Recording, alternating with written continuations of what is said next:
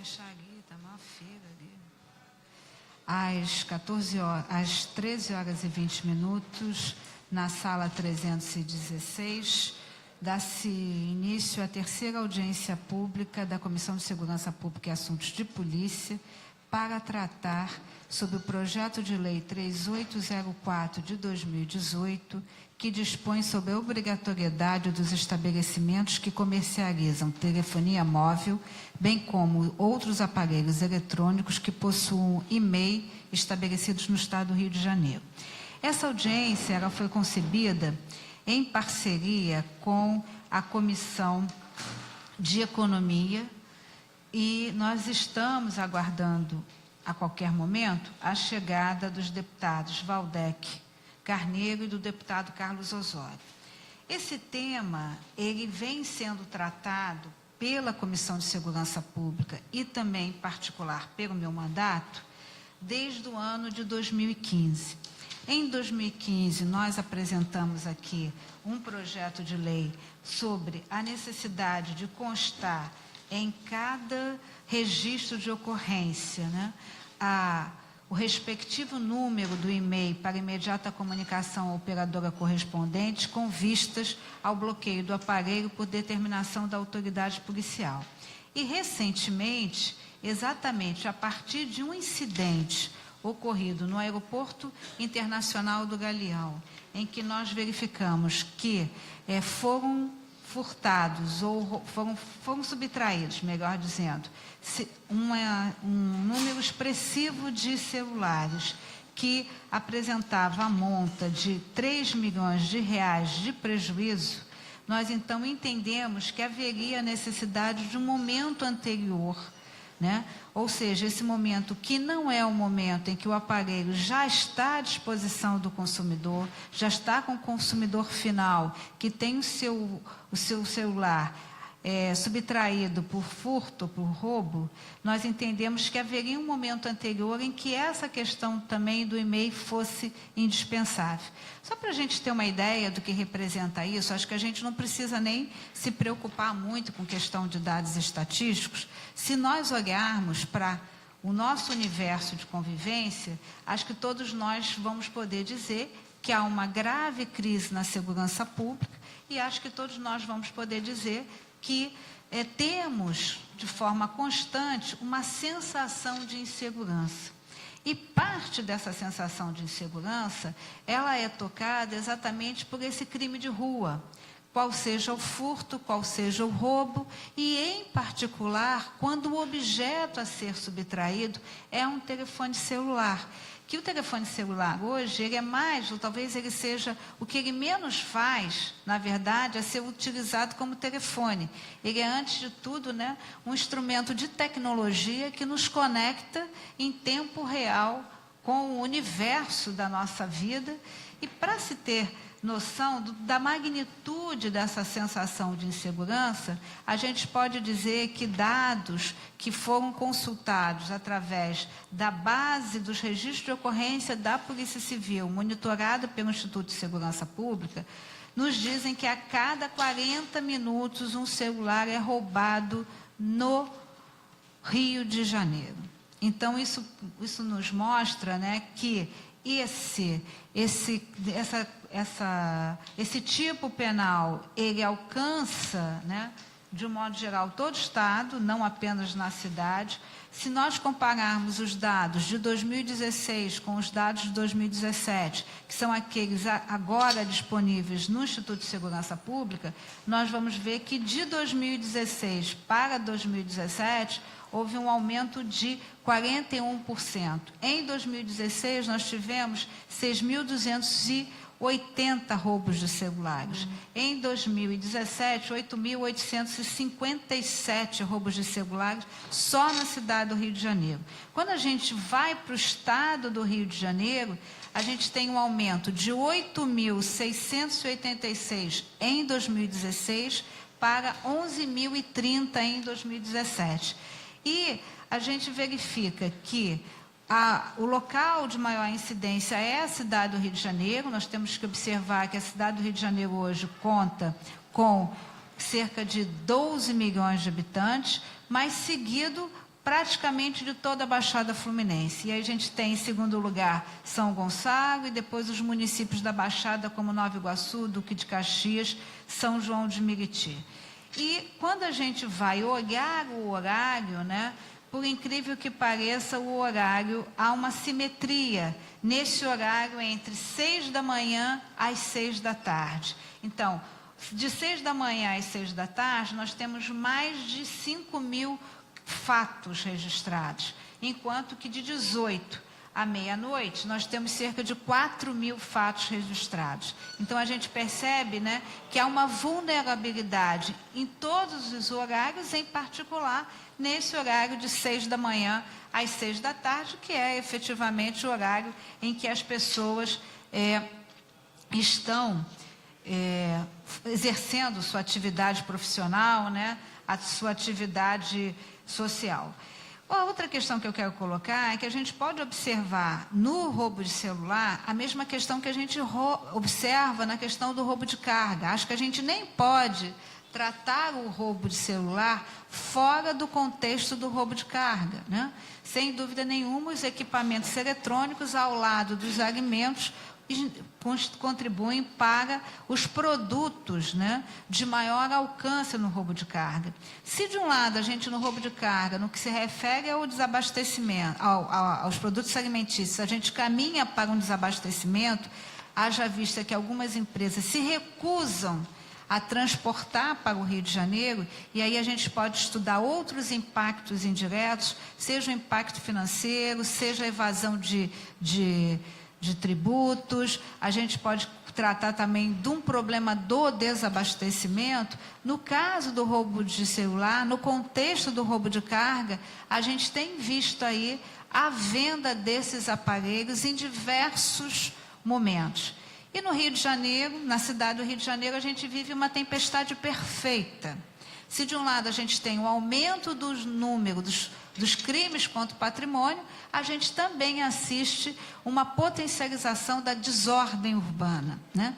Então, o mesmo sintoma que a gente vai verificar lá no roubo de carga, o caminhão tombou e o preço baixou, em que alguém compra um produto, um congelado, que no supermercado custa R$10 e compra três unidades desse produto a R$10, no outro sentido, a gente também tem que pensar na desordem urbana, tem que pensar, né, no aumento da venda de produtos objeto de roubo de furto, e a gente também vai sentir isso também na questão do roubo de celulares.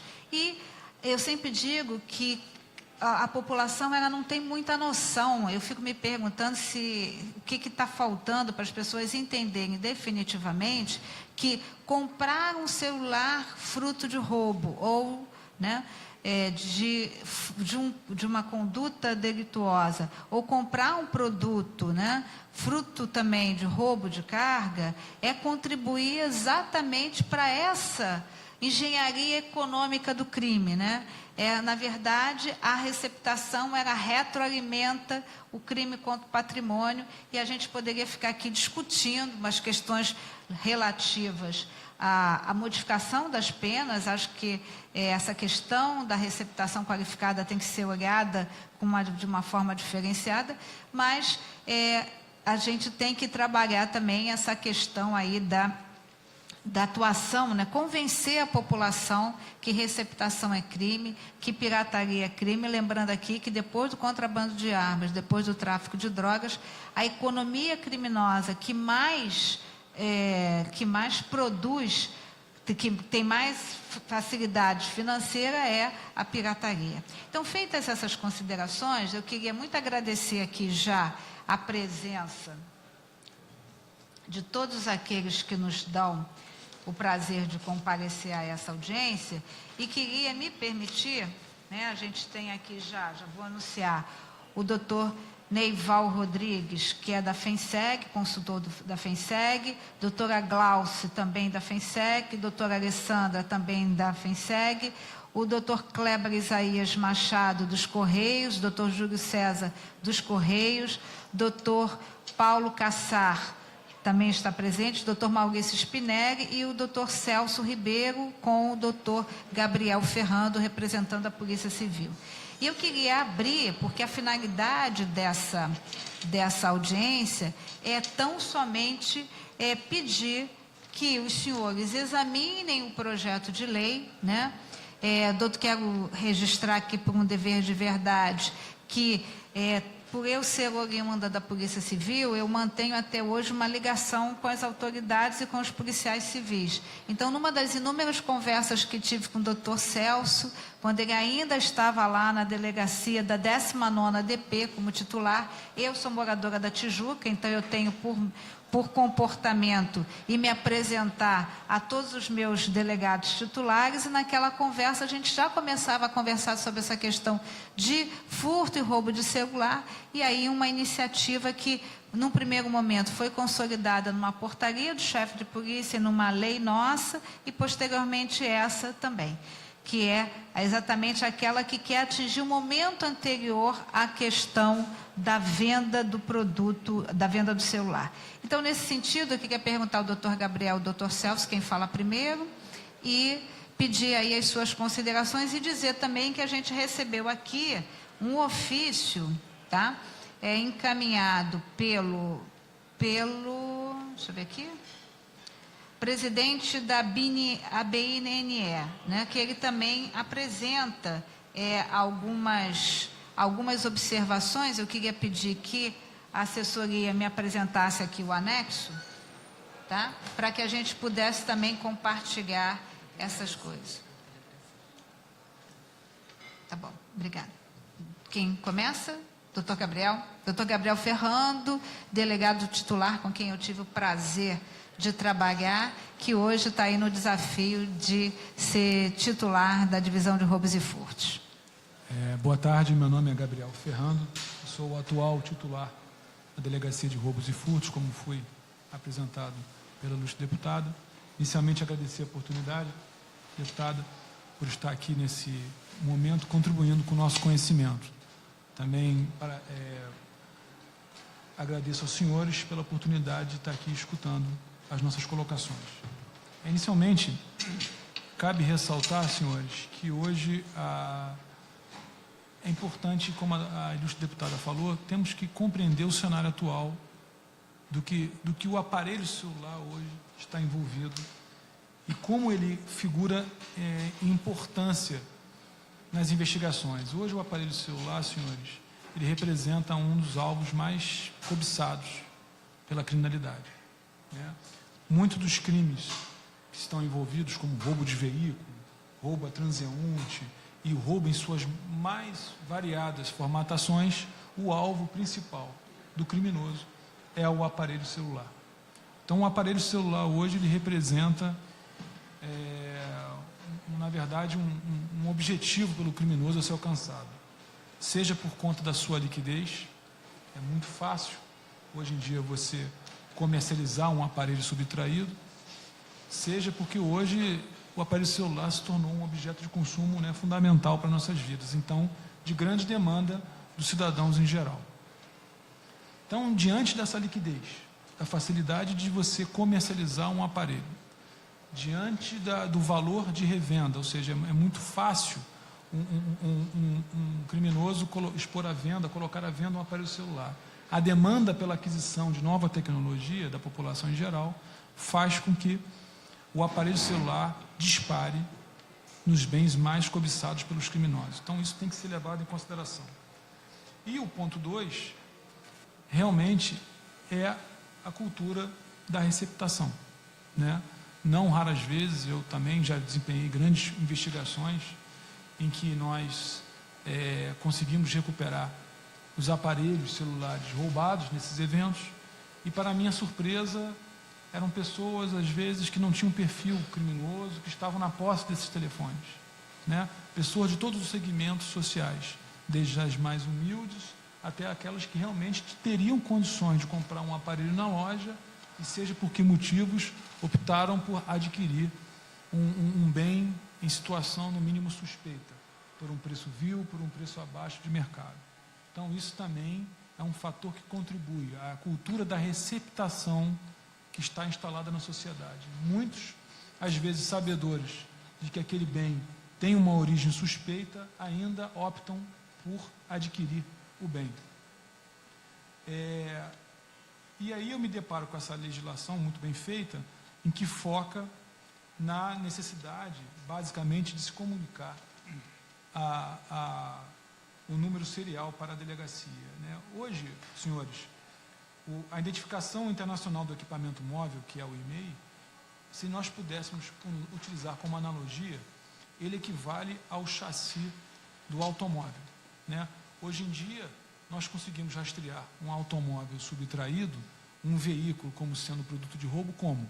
Basta verificarmos a placa, o chassi, para verificarmos que aquele bem foi objeto de algum ato ilícito. E o aparelho celular? Como eu consigo individualizar este aparelho celular no universo de outros aparelhos celulares como sendo produto de crime?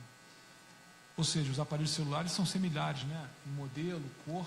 Como eu falo que este aparelho foi alvo de crime? Através desta numeração serial. Existe um problema. Poucas pessoas conhecem isso, né? Ainda não existe pouquíssimas pessoas sabem o que é o e-mail, né? E o que é um número serial.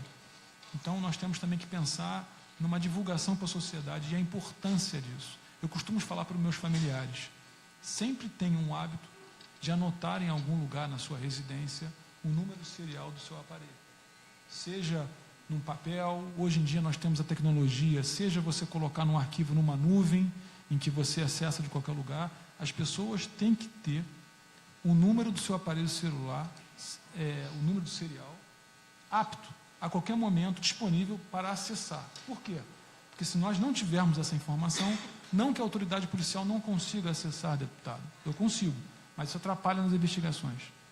Então, se a pessoa, já no momento que ela comunica uma ocorrência em que ela foi vítima, ela fornece o número do seu aparelho serial, isso ajuda e muito nas investigações. E, feita essa comunicação, 2 caminhos se abrem para a autoridade policial. Eu posso, através de uma relação íntima de ofícios com as operadoras, solicitar quais são os chips instalados no aparelho e daí iniciar uma investigação para identificar quem está usando aquele aparelho. Ou caso, num curto período de tempo, eu note que aquele aparelho não está sendo utilizado, para eu inviabilizar, bloquear o e-mail. Então, através do bloqueio do e-mail, aquele telefone torna-se inservível. E aí entra uma outra técnica, deputada, que nós estávamos pensando nesses grandes roubos. Se nós pudéssemos desenvolver ou desburocratizar essa comunicação com as operadoras, no sentido de comunicar, por exemplo, nós temos um galeão aí, digamos 3.000 aparelhos roubados, né? Vamos chutar. E aí, se nós tivéssemos acesso num tempo razoável à listagem e pudéssemos comunicar as operadoras de uma forma não tão burocrática para que aqueles e-mails fossem bloqueados, isso seria uma forma de nós tornarmos aquela mercadoria inservível e, portanto, desestimular a prática desse tipo de crime. Então, se eu sou criminoso, sei que os aparelhos estão sendo roubados, estão sendo bloqueados, não vão ser mais aptos à utilização, eu vou parar de praticar o crime voltado para esse segmento. Isso ocorre muito na minha realidade de bancos, por exemplo. Eu, dentre outros crimes, eu investigo os crimes voltados aos bancos. Nós notamos que aqueles bancos que investem em tecnologias que inviabilizam o lucro pelo criminoso, né? Todos aqui sabem da tinta nas notas. O que acontece? O criminoso ele começa a deixar de praticar determinado tipo de delito. Eu acho que a ideia também pode ser trazida para essa realidade.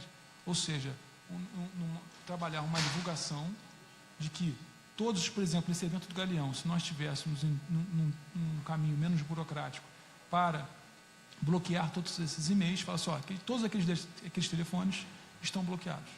Então, quem for adquirir, além de eu rastreá-lo, ele não vai servir ao consumo. Doutor Gabriel, deixa eu interromper para contribuir, né? E aí, passando aqui algumas informações trazidas pelo Sindicato Nacional das Empresas de Telefonia e Serviço Móvel, Celular e Pessoal. Então, eles nos dão a seguinte informação. que as prestadoras do serviço celular criaram em 2000 um cadastro de estações móveis impedidas, onde esses aparelhos são registrados e bloqueados a pedido do cliente. No início do ano, indico ainda que as prestadoras do serviço celular incluíram novas funcionalidades no sistema, permitindo a solicitação do bloqueio, mesmo que o cliente não saiba o número do e-mail. E permitiu também uma integração automatizada do sistema com os órgãos de segurança pública, Polícia Federal, Polícias Civis Estaduais, inclusive com a Secretaria de Segurança Pública do Rio, que permite o bloqueio do aparelho também a pedido da autoridade policial, quando o usuário, vítima de furto ou roubo, realizar o registro de ocorrência. Além disso, seria possível o bloqueio de cargas de aparelhos celulares que forem furtadas ou roubadas, diante do seu armazenamento no fabricante, distribuidores, no transporte ou nos pontos de venda. Então, lhe falo isso, assim, o que a gente poderia fazer a nível de alerge, né? E se não for a nível de alerge, que a gente possa estabelecer uma interlocução com o Congresso Nacional, né? Porque lá também nós temos, não só o presidente, é um deputado do Estado do Rio de Janeiro, mas nós temos também uma semelhança com uma Comissão de Segurança Pública, né? O que a gente pode fazer para dar exatamente agilidade a essa sua observação? Aí, considerando que a gente está gravando e que a gente está falando para um universo que não é o universo dos operadores do direito, se o senhor pudesse traduzir isso, né, de uma linguagem para que quem estiver nos assistindo poder entender. A senhora falou muito bem. Existe hoje já o bloqueio realizado, né?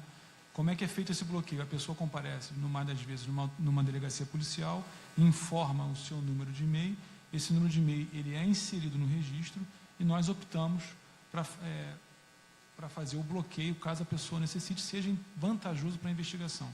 A ideia exatamente, doutora, é nesses casos que envolvem diversos aparelhos, nós tivéssemos maior dinâmica. No caso de um aparelho individual, é fácil você fazer esse bloqueio. Agora, quando há grandes roubos, a primeira dificuldade é o que a lei enfrenta, a comunicação, né? Dificilmente, às vezes, há uma demora, né, doutor Celso, uma resistência, uma demora, uma burocracia de nós acessarmos os números seriais. Isso atrapalha muito nas investigações. E, no caso, excepcionalmente, dos grandes roubos, nós termos um sistema mais dinâmico, em que, por exemplo, nós informássemos, doutora, uma listagem em que as operadoras pudessem efetuar de plano aquele bloqueio. Porque como é que funciona hoje? Imagina 3.000 aparelhos. Se eu for disponibilizar um policial para fazer um aditamento no registro de ocorrência desses 3.000, eu vou demorar, às vezes, um tempo enorme, que poderá afetar a investigação. Se nós pudéssemos, em algum caso, a pedido da autoridade policial, isso aqui se trata de um caso excepcional, eu estou solicitando, através de uma medida menos burocrática, que sejam bloqueados essas listagens que eu envio para vocês nesse momento. Isso seria um avanço. O senhor acha factível que a própria, ou o comerciante, o transportador, possa fazer diretamente, ou o senhor acha interessante? Tem que passar por uma delegacia policial, porque qual é o problema, doutora? Se eu não insiro essa informação em algum momento no sistema, mesmo que seja tardiamente, a qualidade da informação. Eu perco a qualidade da informação e também perco a questão da receptação. Como eu vou saber se esse criminoso... Porque acontece hoje, por exemplo, com um aparelho da marca Apple. Você consegue fazer uma comunicação junto ao fabricante. Isso acontece demais no dia a dia. Nós, né, pegamos um indivíduo suspeito com um telefone, levamos ele para a delegacia, eu jogo aquele e-mail no sistema e falo assim, não há nenhuma ocorrência para esse e-mail. Mas quando eu vou junto ao fabricante, está lá bloqueado.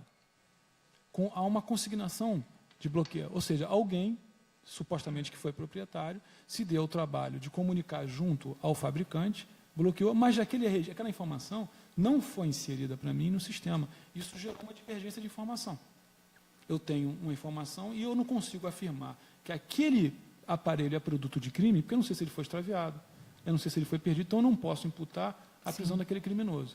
Então, nós temos que nos atentar muito nessa dinâmica da comunicação entre a autoridade policial e as operadoras, para que nós podemos ter sucesso em 2 pontos: num rastreio eficiente, e caso não seja interessante rastrear, doutora, bloquear. Porque, às vezes, se você pega num caso de rastreio, vou pegar por experiência própria, o doutor Celso pode falar muito melhor do que eu, há uma pulverização do aparelho celular. Então, ao que muitos acham ao contrário, vamos rastrear todos os receptadores desses aparelhos celulares para identificar quem foi o criminoso que roubou.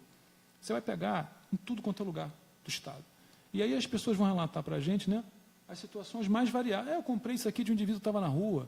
Eu comprei isso aqui numa lojinha. Eu comprei. Então, isso fica muito, às vezes, difuso para viabilizar uma investigação. Às vezes, vale mais a pena dar uma resposta à investigação, o seguinte: o bloqueio imediato, para que aquele bem se tornar inservível. E, na verdade, quando você determina o bloqueio imediato, você, na verdade, está inviabilizando o comércio ilegal. Então, desestimulando, eu acho que nós temos que pensar nessa estratégia de combate à criminalidade. É uma outra linha, não só no rastreio, mas do bloqueio imediato como forma de desestímulo a esse segmento. Perfeito. Doutor Gabriel, quer fazer mais alguma observação? Não, posso passar. Doutor Celso. Boa tarde, cumprimento a todos em nome da doutora Marta Rocha. Sou delegado titular da Delegacia de Volta Redonda. Como bem falou a doutora Marta Rocha, essa lei ela nasceu fruto de uma avaliação durante o trabalho na 19ª DP, que é a Delegacia do Bairro da Tijuca. E lá eu narrei a doutora Marta Rocha que por diversas vezes foi possível constatar que alguns estabelecimentos comerciais, quando iam na delegacia fazer o registro de roubos de telefone, e aqui no Rio de Janeiro isso é bastante comum, principalmente em lojas, vou me permitir citar nomes aqui, mas nós temos fatos recentes que, infelizmente, caminharam até para latrocínios, né? Na Calunga, nas lojas americanas, até mesmo em shoppings, o que eram ilhas de segurança hoje já não são mais. Então, esses estabelecimentos, quando iam à delegacia fazer o registro, muitas vezes demoravam 1 semana para fazer a comunicação do roubo, e daí a necessidade que esse registro seja feito o mais imediato possível. E quando faziam esse registro, muitas vezes se limitavam a mencionar que foram roubados 200, 300 telefones, mas não sabiam informar quais os e-mails desses telefones foram roubados, quais os e-mails vinculados a esses aparelhos. O que isso acarreta? Nós ficamos com telefones irrecuperáveis e irrastreáveis. Nós ficamos com telefones no mercado simplesmente sem poder investigar, sem poder recuperar, sem poder rastrear. Esses telefones ficam no mercado sem que alguém, ao ser abordado, possa verificar se aquele telefone é fruto de roubo ou de furto. Como o doutor Gabriel falou, você inviabiliza uma detenção, uma prisão pelo crime de receptação. E você não tem como investigar quem foi que roubou esses telefones. Então, o propósito dessa legislação é que ela, primeiro, incentive e passe a responsabilidade dos comerciantes de comunicar o mais rápido possível o cometimento de um fato criminoso. E também comunicar quais os e-mails vinculados aos aparelhos. A percepção que eu tinha, tomara que eu esteja errado, mas era a percepção que eu tinha, é que as empresas simplesmente estavam satisfeitas de fazer a comunicação, estarem amparadas pelo seguro e ponto final. Não existia, era impossível que a Polícia Civil investigasse, porque você não tem por onde investigar, a não ser pelas imagens, pelos depoimentos ou por um possível reconhecimento, o que é muito difícil. Mas uma investigação mais aprofundada, e nós estamos hoje na era da tecnologia, com uma interceptação telefônica, com a quebra de dados, isso era inviável. Então, essa legislação, a proposta dessa legislação, é que os comerciantes, tanto no último ato de venda, até mesmo no transporte, saibam informar quais os e-mails dos telefones, para que viabilize depois, como o doutor Gabriel falou muito bem falado, o imediato pedido de bloqueio desses telefones.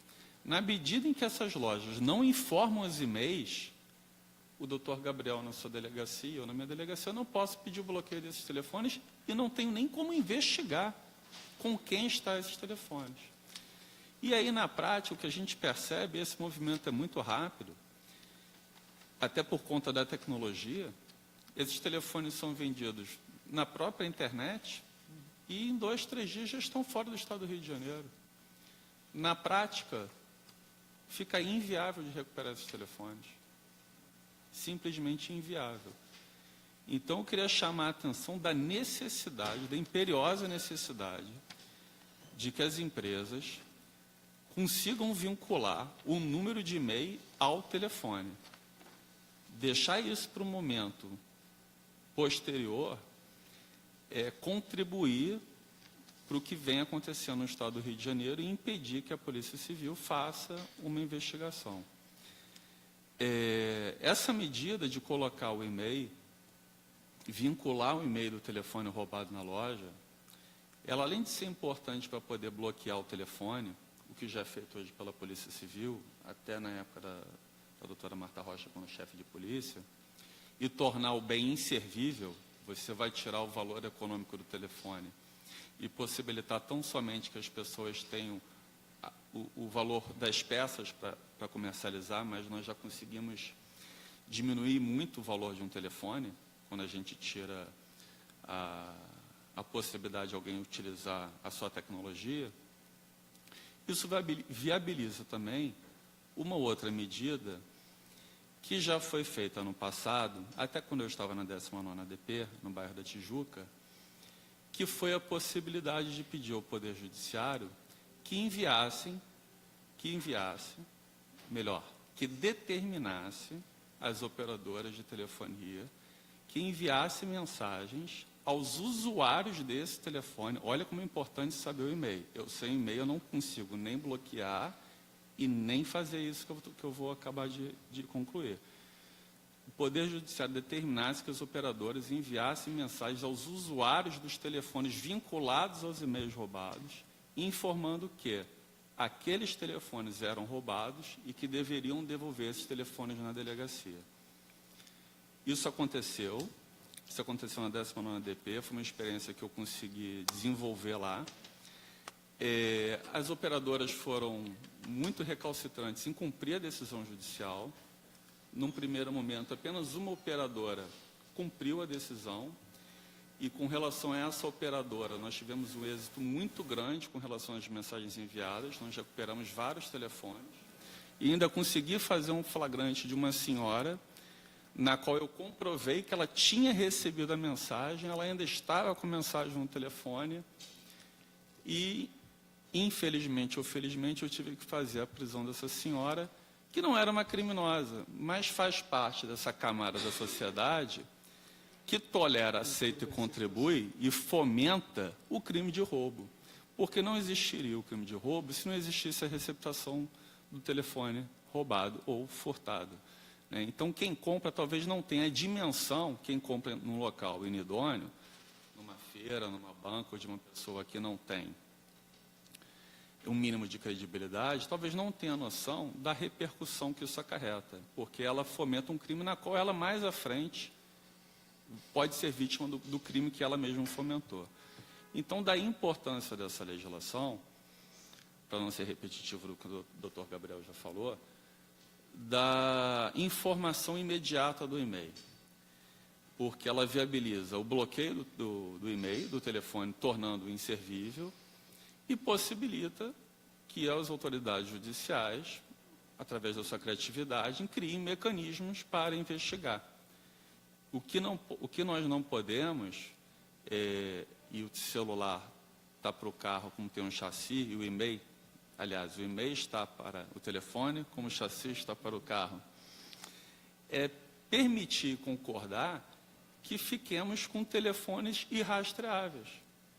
telefones que são impossíveis de serem interceptados. Você tem uma zona livre para o cometimento de crimes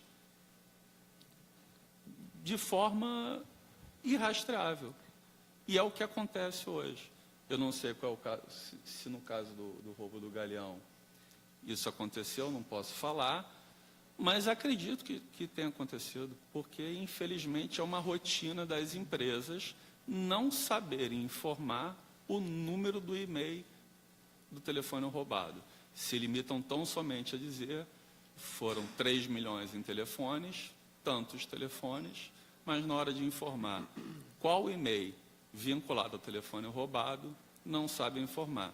E o que isso viabiliza? Nós temos aí não sei quantos telefones no mercado, sem que nós saibamos onde estão, com quem estão. A livre comércio. E aí, em nível nacional, eu acho que uma sugestão que, na minha percepção, facilita e dificulta muito, facilita a criminalidade e dificulta muito o trabalho da Polícia Civil. E aí teria que ser em nível nacional, porque estaria atrelado à telefonia, aqui na Assembleia, a atribuição extrapolaria da Assembleia Legislativa do Estado do Rio de Janeiro. É um maior controle na vinculação dos chips de telefone ao e-mail. Isso é uma outra área turbulenta que também contribui e fomenta muito o crime, né, com relação aos telefones celulares. Hoje, qualquer pessoa pega os nossos dados com o nosso CPF e cadastra um telefone novo. E ativa um chip. Qualquer um faz isso com os nossos dados. Teve um caso muito interessante que nessa investigação, eu até tomei um susto, quando eu fui pegar o cadastro do telefone, estava em nome do Eike Batista. Então, para vocês verem um nível até do sarcasmo dos meliantes. Enfim, eu acho que essa contribuição que eu posso dar em nível nacional, eu acho imperioso que exista um controle mais rígido, muito maior com relação aos chips. É inadmissível que, pelo telefone, uma pessoa forneça os dados e que isso seja suficiente para o operador. Doutor Celso e doutor Gabriel, agradecendo, a gente vai voltar de novo aos senhores. E aí eu queria ouvir agora o Correio, né? Nosso companheiro aqui das audiências do roubo de carga, doutor Kleber Isaías Machado. E eu me lembro nitidamente, né, que quando tratamos aqui da questão do roubo de carga, nós visualizamos também um problema pontual, específico com a questão dos Correios, o que passavam os carteiros, né, a nível de serem submetidos à violência. Lembro com muita transparência a fala do delegado da Polícia Federal, dizendo que a delegacia responsável por esse tipo de apuração dos crimes contra o Correio contava com 4 delegados e 9 agentes da Polícia Federal. Agora, eu queria, considerando que também o Correio, no exercício da sua função, acaba fazendo a coleta e a entrega de telefones de diversas mercadorias, eu queria saber se, no momento que a empresa manda pelo Correio um aparelho celular, que quando o Correio recebe esse pedido de transporte de produto, se ele tem algum tipo de controle que possa ajudar não só no rastreamento, ou se ele, uma vez detectado o extravio do objeto, se ele comunica a algum lugar, e aí pedir para os delegados opinarem nesse sentido, até como uma sugestão que a gente possa sair daqui da audiência. Perfeito. Doutor Kleber, seja bem-vindo aqui a essa casa. Muito obrigado, deputada. Cumprimento os senhores delegados, todos presentes. De fato, a gente diminuiu o efetivo da Polícia Federal aqui do Rio de Janeiro, não está vazio esse número. Mas a gente continua lutando, né? Hoje a gente tem duas novas situações. Hoje a nossa distribuição domiciliária, ela acontece por meio de smartphone. Então a gente vai até a residência, a loja, e ao invés da gente levar um papel para ser assinado, a gente dá baixa ali mesmo no horário com a fotografia da assinatura do destinatário no objeto, e com isso a gente encaminha o nosso sistema de rastreamento. Essa tecnologia também nós estamos também virando um pouco refém disso, porque esses aparelhos nossos, apesar de serem aparelhos só de dados, bem limitados, eles são aparelhos para voz, mas eles também estão sendo roubados e a gente também tem que fazer todo esse trâmite com a Polícia Federal, porque o nosso registro, por ser crime federal, é na Polícia Federal, a gente comunicaria a perda desses aparelhos nossos, da atividade diária dos Correios. Mas em relação ao transporte, a gente, de fato, recebe telefone celular do país todo. Vem da Zona Franca de Manaus, vem de São Paulo, vem de qualquer lugar do país. E, com isso, a única identificação que nós temos imediata para qualquer ocorrência de um roubo de carga seria a nota fiscal ou a informação da nota fiscal. Porque, obrigatoriamente, todo objeto dessa natureza, qualquer bem, ele precisa ser apresentado por nota fiscal, porque cada uma, a Secretaria Estadual de Fazenda pode fazer uma inspeção na mercadoria, isso é a legislação, funciona dessa forma, e nós cumprimos rigorosamente a legislação. E o que acontece? A única informação que efetivamente nós podemos casar com a informação da postagem, da encomenda, é a informação da nota fiscal. Então, seria de fundamental importância que o MEI estivesse inserido na nota fiscal. Porque se ele não tiver inserido na nota fiscal, nós não temos nenhuma condição, num objeto que está vindo hoje do interior de São Paulo, vem para o Rio de Janeiro, ele vem via rodoviária, a maioria deles, ele pode ser interpelado na Dutra ou em qualquer outro local, na região de Volta Redonda, com frequência, Itatiaia, aquela região ali, a gente tem muitas interpretações de roubo ali nessa região, e parte da carga ser subtraída. O que a gente tem dentro dos nossos sistemas é a informação da encomenda que foi postada, obrigatoriamente com nota fiscal, porque isso é uma questão legal, a gente cumpre ela, e é o único momento de interseção que a gente tem com a empresa remetente, porque o objeto ele é do remetente até a entrega ao destinatário. Por definição legal, né, o objeto pertence sempre ao remetente. Ele só é meu quando o carteiro efetivamente fizer a entrega na minha casa, na minha loja, onde eu estiver. Até aquele momento, tanto que a reclamação ela tem que ser feita para o remetente, porque ele que é o proprietário do objeto até a chegada no destinatário. Então, é de fundamental importância que, para que essa lei ela possa ter sucesso, que as notas fiscais dos vendedores, né, de qualquer loja, de qualquer fábrica, ela já venha com a identificação do e-mail. Porque aí, de fato, a gente tem como ser ágil, comunicar à polícia e, com isso, ajudar nas investigações. Em linhas gerais, essa é a nossa colaboração imediata. Mas eu estou aqui também aberto para perguntas e para outros esclarecimentos. Muito obrigado pelo Obrigada. convite. Doutor Celso, doutor Gabriel, quer fazer algum comentário? Sim, só colocar, doutora, uma síntese do que a importância da comunicação do e-mail representa. Então, no primeiro momento, a comunicação do e-mail, ele representa viabilizarmos o esvaziamento econômico do bem subtraído. Ponto 2, ele viabiliza o que seja rastreado e recuperado o bem pela autoridade policial e pela delegacia e pelas investigações. E, num terceiro momento, ele também viabiliza a prisão em flagrante do eventual possuidor desse aparelho. Então, por exemplo, o indivíduo que é abordado em situação suspeita numa blitz, numa operação policial no interior de uma comunidade, numa operação policial em qualquer lugar do Rio de Janeiro, caso um elemento suspeito seja abordado na posse de um telefone, é muito comum que policiais em campo solicitem a pesquisa ao sistema de inteligência daquele e-mail. E caso seja detectado que aquele e-mail ele é vinculado a algum registro de ocorrência, é dada a voz de prisão imediatamente. Então, eu acho que esses 3 pilares é fundamental: o esvaziamento econômico, com o bloqueio, né, o rastreamento e a prisão em flagrante de eventual abordagem de suspeitos. Nós podemos sintetizar nesses 3 pilares mais importantes que eu vislumbro no momento, a nível de contribuição. Eu gostei muito dessa ideia do Dr. Celso da mensagem, porque a mensagem ela vai ser o divisor de água para caracterizar o terceiro possuidor de boa-fé.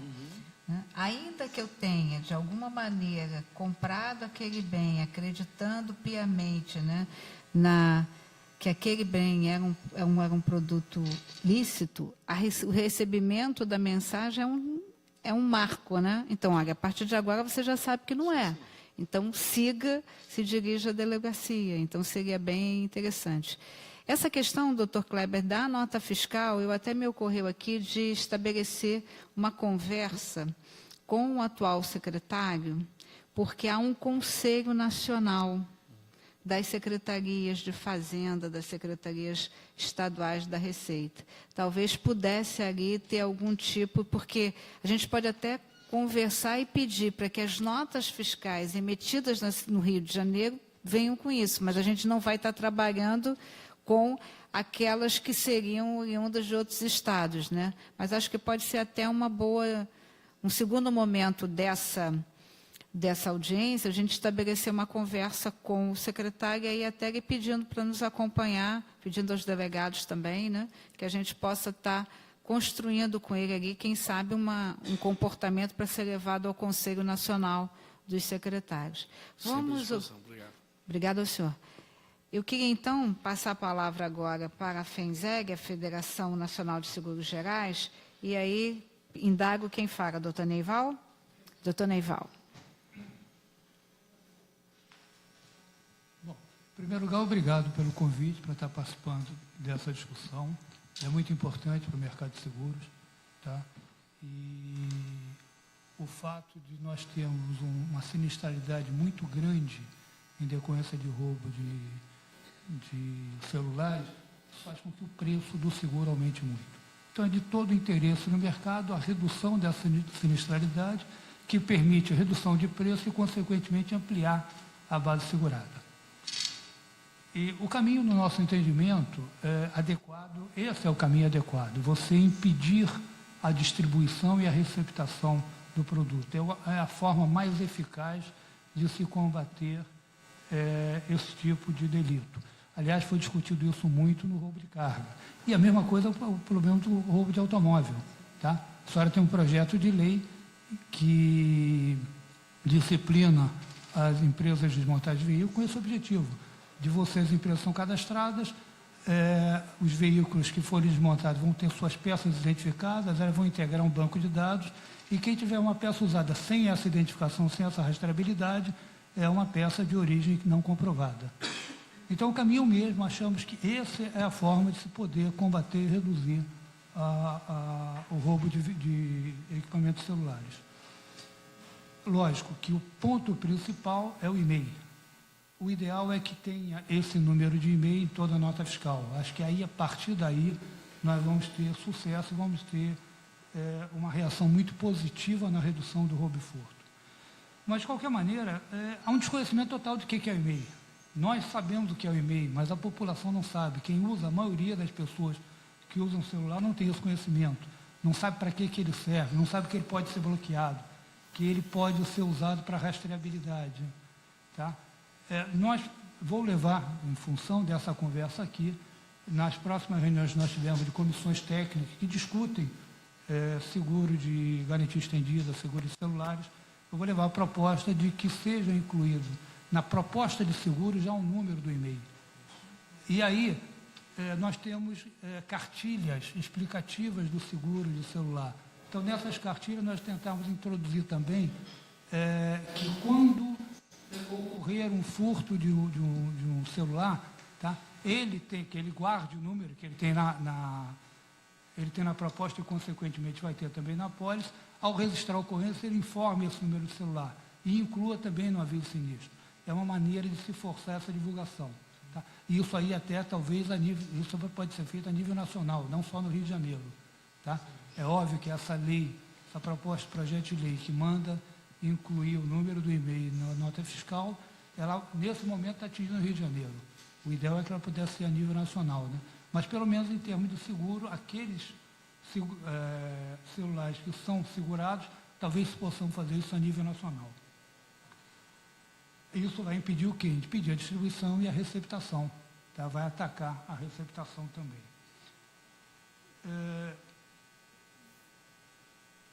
Uma única dúvida que eu tenho, talvez pudesse me esclarecer, nós estamos falando do bloqueio do celular. Mas vamos imaginar que esse celular seja recuperado, tá? Seja devolvido ao seu proprietário, ele pode ser, esse bloqueio feito, pode ser feito de desbloqueio. Então está perfeito. Essa dúvida que eu queria saber se era um bloqueio definitivo ou não. Se ele é provisório.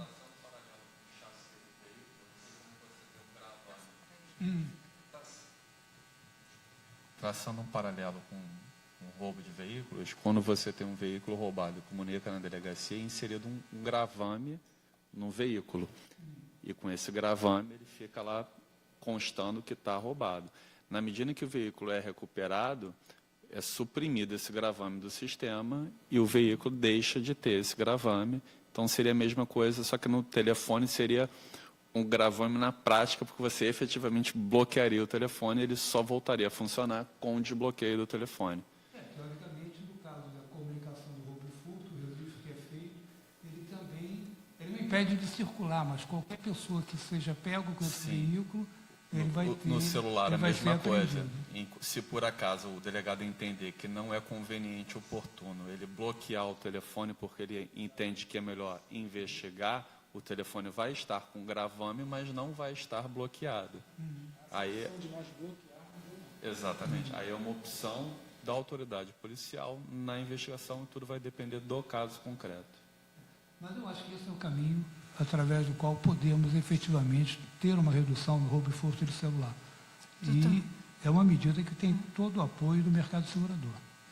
Uma pergunta essa medida da federação de fazer constar na posse e no primeiro documento que você apresenta o seguro, ela precisa de uma legislação específica? Isso pode ser uma ordenação? A reunião que nós tivemos da comissão que trata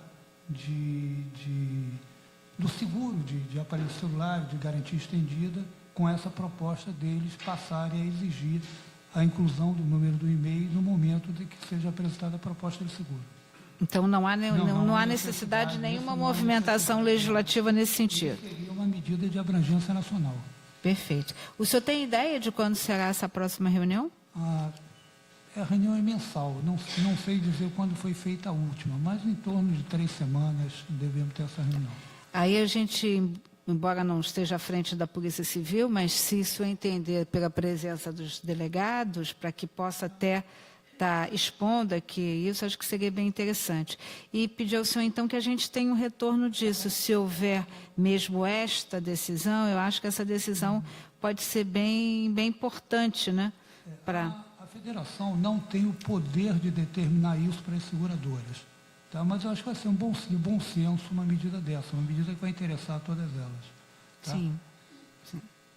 E da nota fiscal a gente pode também estabelecer a mesma dinâmica. Por isso que primeiro a gente pode conversar, e seria importante a sua presença também, conversar lá com a secretaria, antes de fazer qualquer outro movimento, pode ser um gesto deles no sentido de fazer essa determinação, né?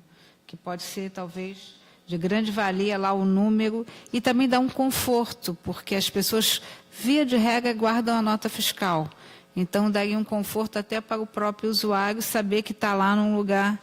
Eu estou aqui, o doutor Gabriel falou, né, que orientou, é que ele não me orientou. Fiquei perguntando a mim mesmo onde é que está o número do meu e-mail, não está em lugar nenhum. Não, eu não reservei em lugar nenhum, eu não anotei na agenda em casa, eu não anotei, eu não passei para o melhor amigo, eu não fiz nada disso. Né? Então, não é só...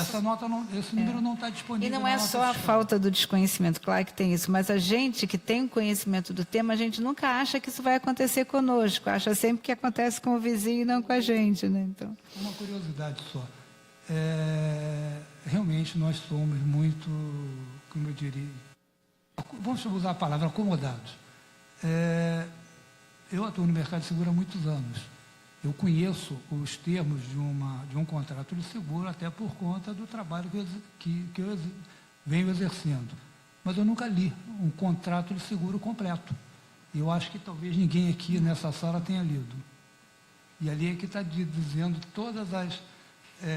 tudo que foi contratado entre o segurado e a seguradora, todas as responsabilidades do segurado e da seguradora, todas as obrigações. E é uma coisa parecida com o e-mail. Ninguém se preocupa com fazer uma anotação, de ter esse e-mail disponível de um acesso fácil. Sim. Realmente, a única maneira de ter seria numa nota fiscal. Pois não? Olha que interessante.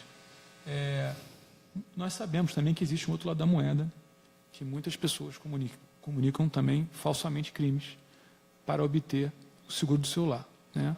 Isso é uma realidade também encontrada doutora Marta Rocha, enquanto titular da 12ª DP, lembra, doutora?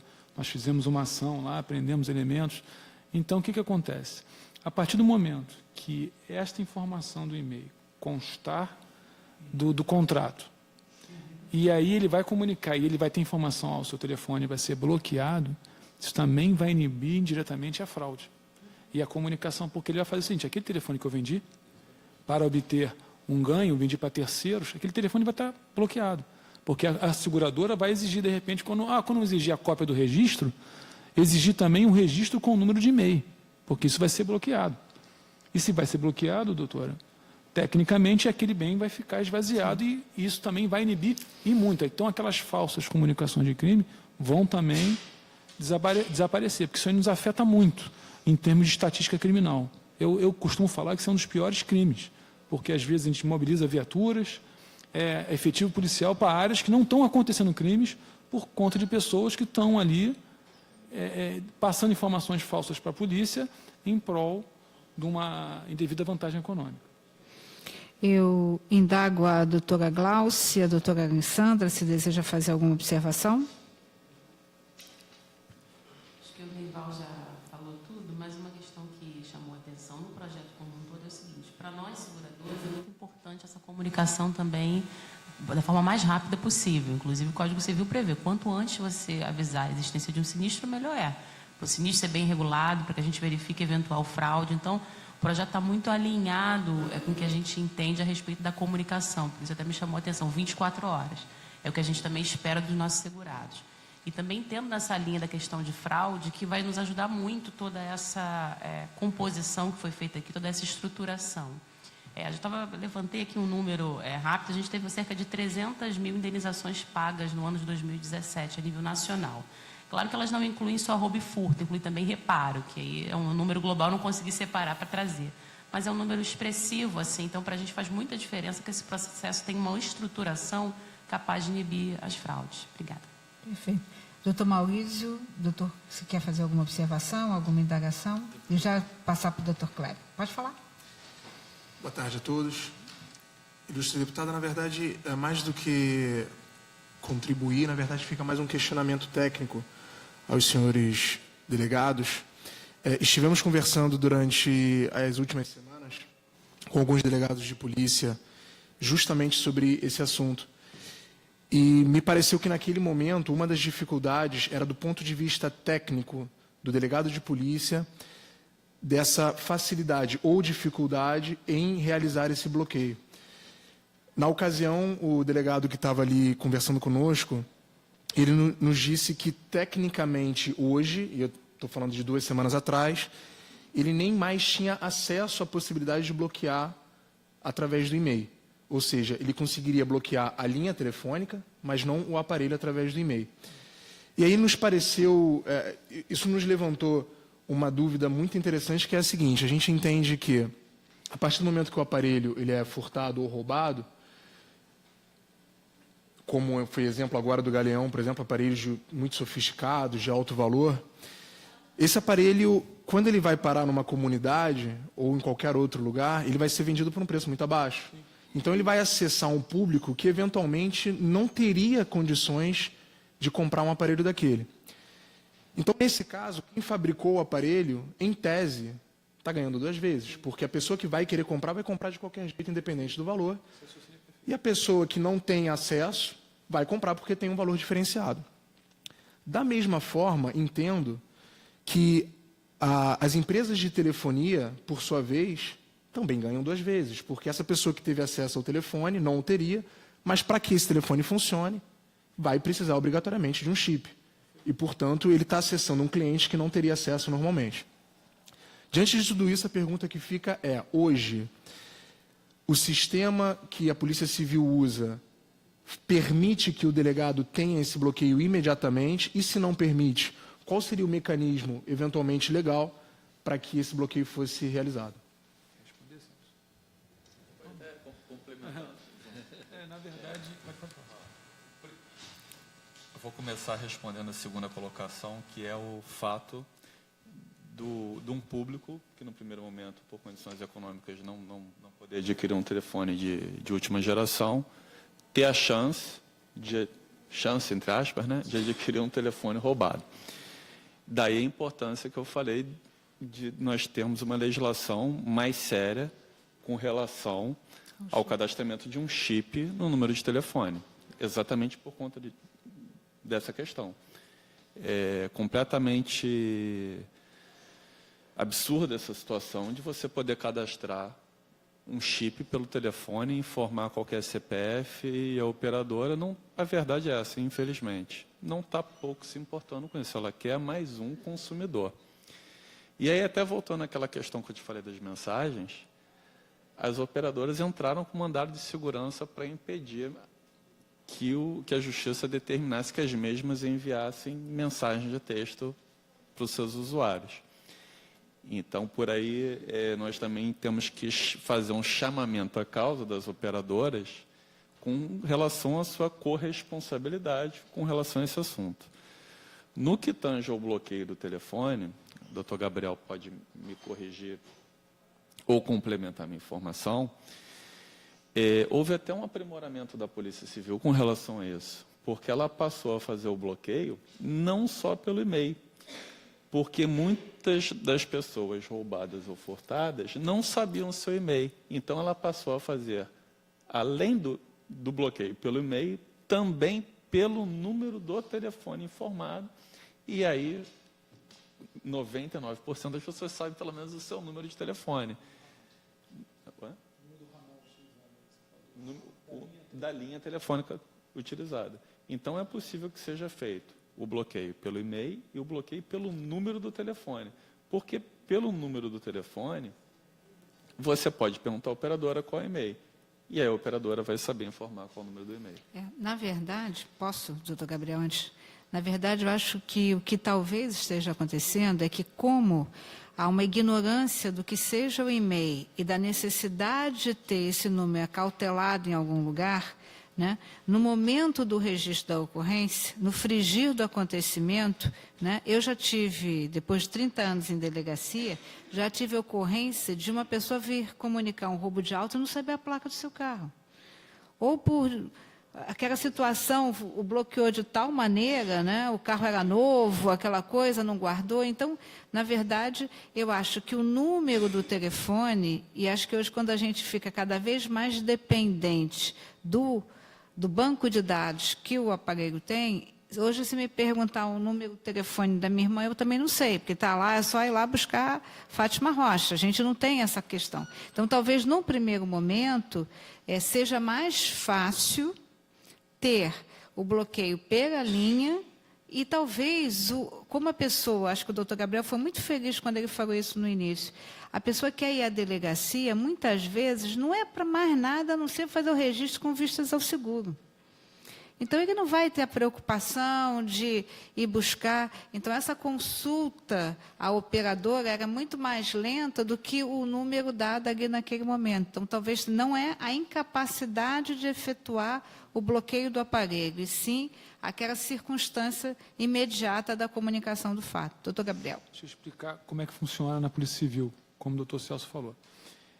Esse bloqueio, de repente, o colega, na hora de se manifestar, de repente não soube, não utilizou as palavras adequadas, pode ter sido mal interpretado. Esse bloqueio, ele é efetivado, sim, e ele está tão evoluído hoje em dia que aquilo gera, para mim, no sistema, uma pendência, e eu sou correcionado, né? Então, nós temos uma pendência no sistema seguinte: delegado, tem esses telefones aqui que não foram, o senhor não disse se quer bloquear ou não. Então, já surge na grid para mim uma pendência, e ele também só deixa eu encerrar o despacho no sistema. Estou sendo bem técnico, só para dizer a dificuldade. Ele só deixa eu encerrar o despacho se eu comunicar para o sistema em relação àquele aparelho. Ele fala: doutor, o senhor quer bloquear ou não? Aí eu, quero, ou não. Aí ele, beleza, ele deixa eu prosseguir na ocorrência. Então, o que acontece? Como é que é feito isso hoje em dia? Eu gero uma comunicação ao sistema falando que aquele e-mail mencionado no registro de ocorrência deve ser bloqueado. Aquilo vai para um setor, esse setor se comunica com as operadoras de telefonia e manda uma mensagem para todas as operadoras de telefonia: este e-mail aqui está vinculado a uma ocorrência policial e está bloqueado. Fechou? Fechou. Isso, no caso de uma ocorrência isolada, como são as comuns, é maravilhoso. Agora, o grande problema é que aí entra a questão de eu tentar desburocratizar isso, é num roubo com 3 mil aparelhos. Entendeu? Então, na verdade, eu queria ter, no caso, o poder de falar o seguinte, vamos tentar, nesse caso, mesmo que o cadastro, doutora, seja tardio, Sim. ele deve ser colocado no sistema, mas em prol de uma agilidade, como o caso do Galeão, por exemplo, eu quero que seja imediatamente bloqueado esta listagem que eu estou informando para vocês. Porque a operadora, o que ela fez? Tudo é gasto. Né? Então, se ela vai ter que, de repente, colocar um funcionário para fazer aquilo, e ela, na verdade, passou isso para a Polícia Civil. Vocês cadastram, me mandam, e ficou esse jogo de empurra. Então, nas grandes ocorrências, o que ocorre? A autoridade policial, para encerrar logo o registro, ela acaba falando o seguinte, foi levado 400 telefones conforme listagem em anexo. Se ele faz isso no registro de ocorrência, eu não rastreio ele no sistema, porque eu vou entrar, tem 400 ali, mas está em listagem em anexo. Então, para a gente, a minha preocupação são os grandes crimes. O isolado a gente consegue bloquear. Quando tem a listagem, lógico. Exato, tem muitas vezes que não tem. Então, a minha preocupação, não sei se vocês estão me acompanhando, são as grandes ocorrências em que, numa única tacada, são subtraídos diversos aparelhos. Eu queria ter uma brecha no sistema, uma autorização que eu justificasse, colocasse meu nome, eu, autoridade policial, estou solicitando extraordinariamente que essa listagem que estou enviando para vocês seja imediatamente as operadoras bloqueadas. E ela não crie nenhuma resistência no sentido, não, eu não vou bloquear porque o senhor não. Então, isso iria viabilizar. Então, respondendo a sua pergunta, hoje eu consigo bloquear, sim, pelo sistema, e também respondendo a pergunta do Ilustre, eu também consigo desbloquear caso a pessoa, porque também já aconteceu o caso das pessoas comunicarem erradamente. E aí voltarem à delegacia de polícia, no meu telefone não foi furtado, eu achei, eu quero desbloquear. Então, a gente consegue desbloquear isso. Doutor Kleber. Extrapola um pouquinho a lei, a minha proposta, mas já que a gente está aqui avaliando uma ocorrência, onde a gente tem a maior perda hoje são os pequenos roubos. Sim. O roubo do nosso carro, que tem ali uma carga que não é uma carga consolidada, é uma carga fracionada, é a carga de diversos destinatários. Vamos pegar a Tijuca, por exemplo. Então, estamos indo em direção à Tijuca e, no caminho, o meliante vai e aborda o nosso carro, nosso carteiro, nosso motorista. O que acontece? Ele vai escolher ali, normalmente ele escolhe tênis, celular, alguns bens que são os mais interessantes, que são oriundos do e-commerce. Não sei se é tão fácil, mas também seria uma solução. Todo objeto do e-commerce ainda não passou pela operadora. Né? Ele está vindo da fábrica ainda para o destinatário, que depois vai colocar o chip e escolher a operadora. Se o e-mail já viesse bloqueado de toda a operação de e-commerce, para ser desbloqueado pelo comprador, pelo destinatário, é uma boa também forma de nós não termos, de evitarmos que esse objeto que circular pelo e-commerce, ele já vem bloqueado da fábrica ou do vendedor. Ele só é desbloqueado depois pelo próprio destinatário, com o CPF dele, de alguma forma, e aí sim ele com a nota fiscal e com o CPF ele desbloquear o e-mail dele. Seria uma forma interessante de a gente evitar com que esse objeto hoje, todo ele é usado para o tráfico, a maioria dele, né? É usado ou para venda da pirataria ou venda clandestina. Então, na realidade, se a gente conseguisse também fazer algum trabalho com que todo objeto do e-commerce ele já fosse transportado com o e-mail bloqueado, eu creio que isso também a gente diminuiria muito essas ocorrências e evitaria se espalhar dessa forma, da forma que está acontecendo. É um pouco fora da lei proposta, mas eu acho que tem tudo a ver com o assunto. Eu acho que mas acho que merece um estudo de qual né? Até convido aí o doutor Gabriel e o doutor Celso para pensar com a gente, qual o caminho da gente buscar essa solução, né? Exatamente, porque a quem faz esse tipo de venda, ele só quer vender, e a facilidade né, a facilidade que se tem de hoje de você comprar de um prego a um aparelho celular sem ter necessidade de uma loja física.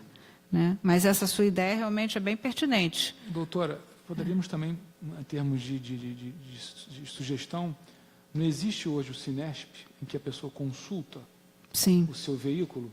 Hoje é aberto, né? Hoje podemos acessar para um aplicativo no telefone se qualquer veículo é roubado ou não. A título de colaboração, poderia também se colocar uma consulta de e-mail. Entendeu? Nós poderíamos pensar isso, porque isso também iria ajudar muito na questão da receptação. Ora, qualquer pessoa poderia consultar um aparelho ao adquirir, falar, eu quero consultar esse aparelho aqui, isso aqui está roubado. Está entendendo? Então, também eu não vejo nenhum grupo de discussão ainda a ideia de se colocar um banco de consultas, como é feito com veículos, já que nós estamos fazendo essa analogia com chassi, um banco nacional em que os e-mails que forem cadastrados fiquem à disposição da população geral para serem consultados. É também uma ideia, uma sugestão. Sem dúvida. Bom, eu indago então ao Dr. Gabriel, Dr. Celso, se deseja fazer mais alguma consideração. Não? Dr. Kleber, Dr. Maurício, do PA-FENASEC, doutor Neival e as nossas advogadas. Quero registrar aqui uma mensagem que eu recebi do deputado Valdec, que houve um imprevisto, mas que ele está sendo representado pela assessora Márcia Lima, que já vejo aqui, nossa antiga conhecida. Então, havendo todas as colocações sido feitas, declaro encerrada a audiência pública e vamos, então, estabelecer esses contatos, essa reunião, essas duas reuniões, e pedindo que, se, após Dr. Neival, Dr. Kleber, Dr. Maurício, os nossos delegados, entenderem pela adequação de algum dos artigos, só fazer um contato direto com o gabinete da presidência da comissão. Nada mais havendo a tratar, declaro encerrada, agradecendo a presença de todos. Obrigada.